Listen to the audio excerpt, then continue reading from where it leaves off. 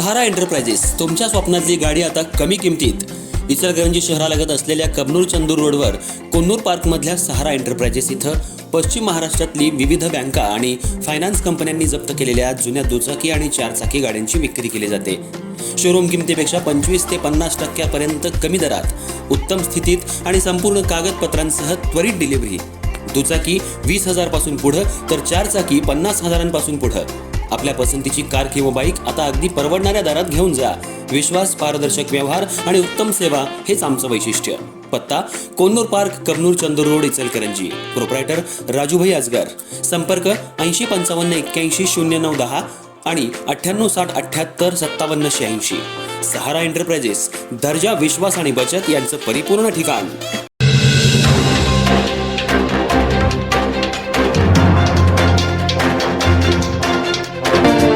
इचलकरंजी शहरात अत्यंत धक्कादायक आणि संतापजनक प्रकार उघडकीला आलाय। बाथरूममध्ये मोबाईल ठेवून एका अल्पवयीन मुलीचं आंघोळ करत असतानाचं गुप्तपणे चित्रीकरण केल्याप्रकरणी 3 अल्पवयीन मुलांसह अन्य दोघांविरोधात शिवाजीनगर पोलीस ठाण्यात गंभीर गुन्हा दाखल करण्यात आलाय। या प्रकरणात संबंधितांवर विविध कलमांबरोबरच अॅट्रॉसिटी कायद्याअंतर्गतही गुन्हा नोंदवण्यात आला असून पोलिसांनी 3 अल्पवयीन मुलांना ताब्यात घेतलंय। उर्वरित दोघांचा शोध सुरू असून या घटनेमुळे शहरात मोठी खळबळ उडाली आहे। इचलकरंजीतल्या एका अल्पवयीन मुलीच्या घरातल्या बाथरूममध्ये आरोपींपैकी एका अल्पवयीन मुलानं मोबाईल लपवून ठेवत तिच्या अंघोळीचं गुप्तपणे चित्रीकरण केलं। त्यानंतर संबंधित व्हिडिओ त्यानं आपल्या मित्रांना दाखवला। इतरांनीही हा व्हिडिओ पाहिल्याचं तपासात समोर आलंय। काही दिवसांनी हा प्रकार पीडित मुलीच्या निदर्शनाला आला। धक्कादायक प्रकार समजताच तिनं आपल्या आईवडिलांना याबाबत माहिती दिली। त्यानंतर पालकांनी कोणताही विलंब न करता थेट शिवाजीनगर पोलीस ठाणे गाठून संबंधितांविरोधात तक्रार दाखल केली। पीडितेच्या तक्रारीनंतर पोलिसांनी तात्काळ गुन्हा नोंदवत तपासाला सुरुवात केली।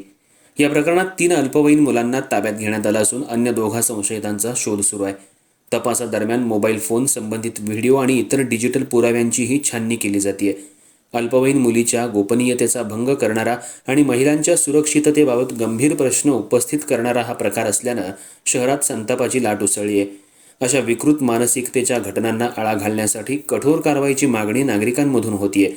दरम्यान या प्रकरणाचा अधिक तपास शिवाजीनगर पोलीस ठाण्याचे अधिकारी करत असून तपासातून आणखी काही धागेदोरे समोर येण्याची शक्यता पोलिसांनी व्यक्त केली आहे।